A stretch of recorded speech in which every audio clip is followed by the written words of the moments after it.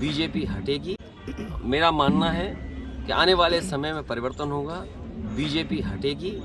और मैंने नारा दिया है कि सभी दल साथ आएं, खासकर जो समाजवादी पार्टी के साथ गठबंधन में थे। गठबंधन 80 हराओ का नारा देगा। जब 80 हारेंगे तभी भारतीय जनता पार्टी हटेगी, और भारतीय जनता पार्टी हटने से ही देश खुशहाली के रास्ते पर जाएगा।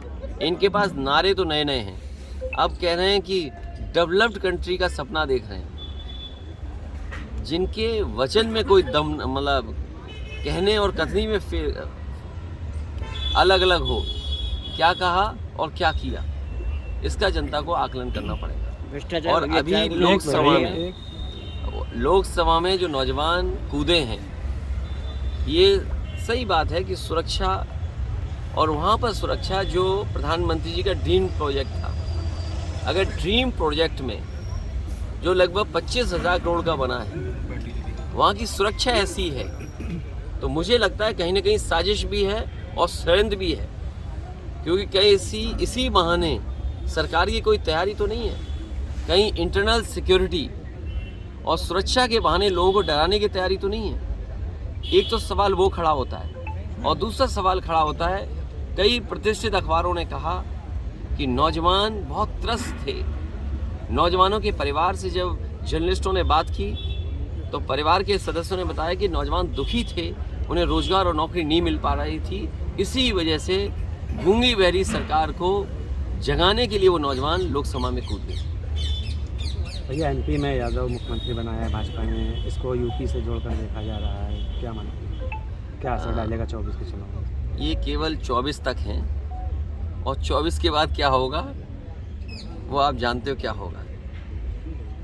ये केवल दिखाने के लिए हैं, जो कहावत है ना, वो वही है कहावत। ये केवल दिखाने के लिए हैं, क्योंकि मध्य प्रदेश की बात आपने कही है।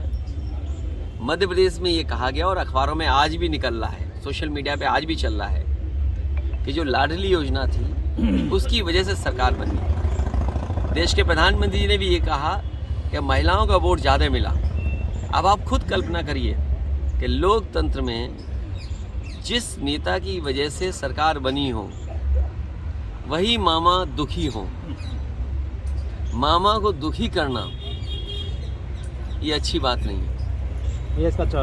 और इसका परिणाम जो आने वाला है, तो वो आने वाले समय में 24 को आप देख लेंगे। 24 में भैया, इंडिया गठबंधन को लेकर क्या? इंडिया गठबंधन होगा, और मैंने पहले भी कहा कि ये जो परिणाम आए हैं, इससे इंडिया गठबंधन और मजबूत होगा।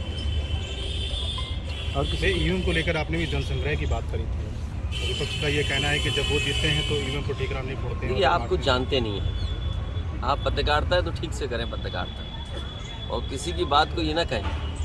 समाजवादियों ने कहा कि अगर आप अमेरिका से नकल कर रहे हो, आप डेवलप्ड कंट्री बनना चाहते हो, तो जो डेवलप्ड कंट्री में व्यवस्था है वोट डालने की, उसको क्यों नहीं अपना रहे हो आप? अमेरिका जैसा देश जो अर्थव्यवस्था में ताकतवर है, वो अपने आप महीनों बैलेट से वोट डलवाता है। जापान जैसा देश जहाँ से ईवीएम कभी बनी, वो बैलेट से वोट डलवा रहा है। जर्मनी का जो सुप्रीम कोर्ट है, उसने ये पाबंदी लगाई कि अगर ईवीएम से मशीन से वोट पड़ेगा तो वो अनकॉन्स्टिट्यूशनल है। ये तीनों बातें जो मैंने कही हैं, इन तीनों बातों पर आप खुद विश्लेषण करिए। और भारत सरकार ये कह रही है कि हम दुनिया में सबसे ताकतवर देश बनने जा रहे हैं और बनना चाहते हैं। तो क्या अविश्वास के साथ आप ताकतवर बनना चाहते हैं? जनता को विश्वास हो, और सीक्रेट बैलेट, आज तो ये पता लग जाता है इस गांव में, इस मजरे में वोट किसको मिलने वाला है, किसको पड़ने वाला है। तो ये सीक्रेट बैलेट कहाँ है वोटिंग? इसलिए समाजवादियों का मानना, मैं आज फिर कहता हूँ आपसे, मैं जनता से अपील करूँगा कि समाजवादियों को जिताइए, बीजेपी को हटाइए। बीजेपी के हटने से ईवीएम भी हटेगी। इंडिया गठबंधन में समाजवादियों का प्रस्ताव होगा, और जनता से अपील होगी उसके माध्यम से कि देश में ईवीएम हटे, बीजेपी हटेगी तो उससे ईवीएम हट जाएगी। भैया, अगर इंडिया गठबंधन में